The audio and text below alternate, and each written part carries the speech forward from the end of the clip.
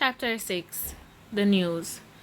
I pulled Dylan's clothes off of me, setting them down neatly at the end of my bed, not wanting to get questioned from my father. I slid a plain t-shirt over my head, also slipping on a pair of black jeans, buttoning them up securely around my small waist. I signed, pulling my ear into a cute ponytail, brushing my fingers through my whiskey side bangs a few times. I dosed myself in my least favorite perfume, wasting it, ensuring that no scent of the linen remained. The linen scent comforted me, but I didn't need my father suspecting I had slept anywhere else other than Gia's house. Other than Gia's. Knowing he'd never let me go out again if he knew I had lied. I flung my bedroom door open, only to bump into a solid chest. I looked up. I saw my smiling father, his pearly white teeth glistening. Oh my god! Hey, Dad! I laughed, taking a step back. Hey, how was it? Did you have a great time? My father asked, pulling me in for a quick hug. Yeah, it was good. You didn't get too drunk, did you? Teased my dad, pointing at me accusingly. I shook my head, chuckling. I barely drank, I lied, hoping my dad would let it go, not needing another lecture today. Wow, well, lunch will be ready in a minute. Do you mind going and helping Jard set the table? Sure, I replied, making my way down the stairs to see Jard placing the plates down neatly on the dinner table. Can you get the knives and forks? He asked. I nodded in return, quickly grabbing them from the drawer as my father opened up the oven, pulling out whatever masterpiece he had created this time. I hope you're hungry because Chef Patrick Mason has done it once again, my father joked, pulping the dishes in the middle of the table, causing my stomach to growl. I was starving and I definitely needed some food after last night. As we dug in, George continued to smirk at me whenever Dad brought up last night. So I shot him a glance, shaking my head, telling him to leave it, causing him to laugh. You kids know something. I don't, asked Dad, raising his eyebrows. No, he's just been annoying, I replied, rolling my eyes. It's what I'm best at, laughed George, wiping his mouth with his sleeve, dropping his knife and fork down on his empty plate. Onto his empty plate.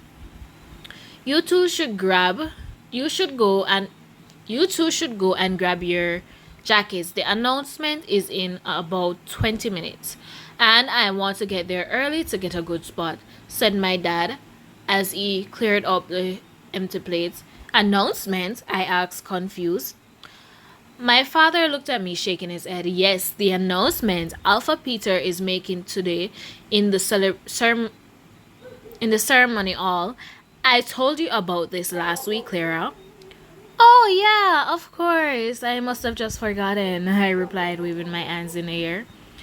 Do you know what it's about? Asked George, wheeling his way over to my father as I washed the dishes. The rumor is Alpha Paul is paying some top alpha to come and train our fighters. Apparently, he's pretty experienced.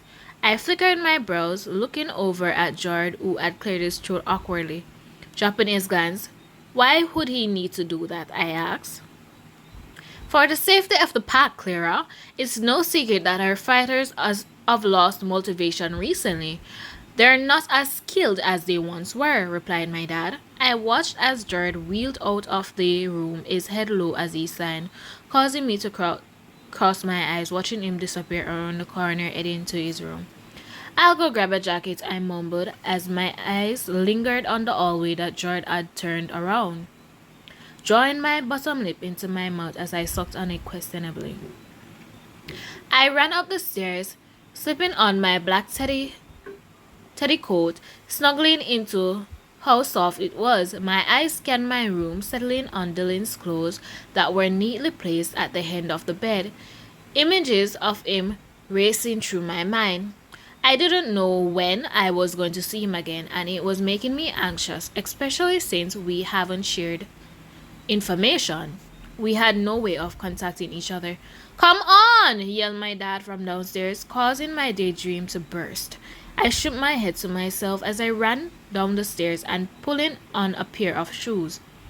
George, come on! I called, causing my father to sign to himself as he looked at his watch. You go ahead, Dad. Go and get a good seat. We will meet you there, I said. Are you sure? Yeah, go, I assured him, waving my arms in the air as my dad smiled, making his way over to the celebration hall. Jard! I called, making my way down the hallway, stopping in front of his door. Jard! It doesn't take that long to put on a jacket. He didn't reply, causing me to stop. I knocked, waiting for a reply, but I didn't hear anything. Jard, I'm gonna come in if you don't answer the door. I allowed 10 seconds to pass, signing to myself as I pushed his door open.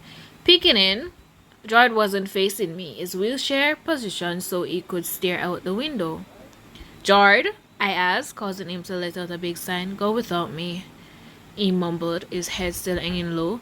I shook my head confused. What? I'm not going, Jard stated, shaking his head. Jard, you... I wanted to be a fighter, Clara, interrupted Jard, spinning his wheelchair around to face me, his eyes filled with sorrow. All I ever wanted to be since I was little was a fighter, and now some top alpha is going to come and train ours. That's my dream. I know. I want to add something to this pack. I wanted to have a purpose for being here. I wanted to make Dad proud and Mom, murmured Jard, forcing his glance behind me. You do. There's nothing you can say that can make this better, Clara. You know you're just trying to help. I know you're just trying to help, but nothing is going to change this. I'm stuck here like this forever. George chewed on his bottom lip, wiping at his eyes that were watering slightly. I'm just a handicapped waste of space. Hey! I growled, kneeling in front of him, shaking my head. Listen to me. You are not a waste of space. You're my only brother and Dad's only son. You're special, Jared, and we love you. What do I add to this world, Clara? Asked my brother, a single tear drizzling down his cheeks as he glanced into my emerald green eyes with his stormy gray ones. Love, I replied, smiling at him. And I would love if you would come to the announcement with that and I. But no pressure. Jared laughed, wiping his eyes. You really want me to come? Only if it's not too much, I swagged, causing Jared to smile again. It's a little too much, he stated. I think I'll skip this one. Okay, I'll see you after, okay? I raised my brows at him, causing Jared to nod, sitting back in his wheelchair as he watched me leave. Making my way over to the ceremonial hall. I rushed in, scanning the crowd for my dad, my eyes settling on as he waved at me from the second row. Nice spot, Dad, I laughed, causing him to grin. The perks of being on time, he teased. I looked around the buzzing hall, filled with excitement, and Agnes. Wow, people are really excited about this. My father nodded. Well, we don't get visitors very often. I think people are really looking forward to it.